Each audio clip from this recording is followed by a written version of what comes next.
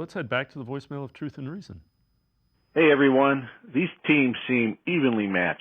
Quarterback play will be key as per usual. Dak will throw for some yards in between the 20-yard lines, and we might hold him to field goals as a result. But his running ability is what worries me, whether he scrambles or they have planned runs for him in the red zone. I hope we're ready for that. We have to keep Deshaun upright. If he has time to use his playmakers, I like our chances. I'll take the Browns in a close one, 20-19. Let's go Browns. As always, appreciate all of the voicemails. G. Bush, here's another thing that I'll throw out there, and it's tweeted out by the Browns PFF Browns. David Njoku, he could be a featured option against the Cowboys pass rush. Njoku targeted at the second highest rate of any tight end when opposing defenses generated pressure last year. Cowboys defense led the league in pressure rate.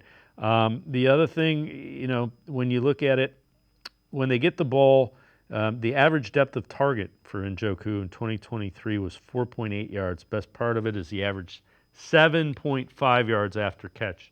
And in a close game, if they're getting after it with Micah Parsons, you saw it, I'll refer to last night. What did the Chiefs do? Block, turn around, get him the ball, and get him in. I mean, if you do that with Njoku, all right, I'll take my chances with David Njoku in the open field. That's he became prevalent last year because of the fact that you had such weak tackles.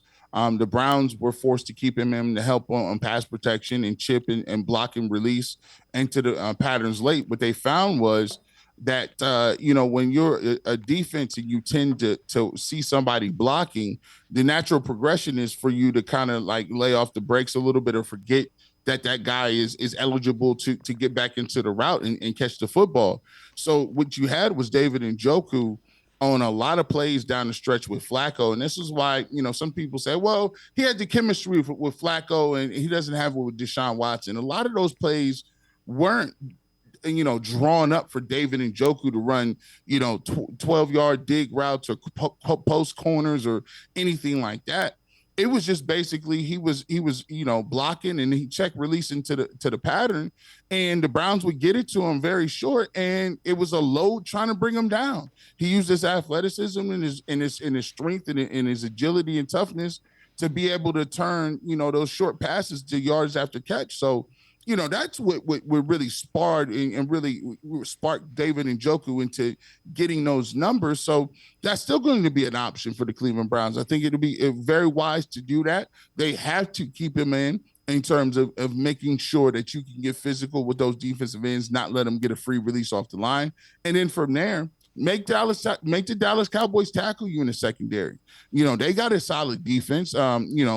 Their defensive ends and him and DeMarcus Lawrence are really good. But as far as the linebackers and the tackles are concerned up front, there's some things the Cleveland Browns can get done on the Dallas Cowboys. And I think one of them is David Njoku, and one of his most underrated, attributes is he's a very, very good run blocker, and he's a very good blocker as well. So that's going to be another advantage that I do believe that the Cleveland Browns have.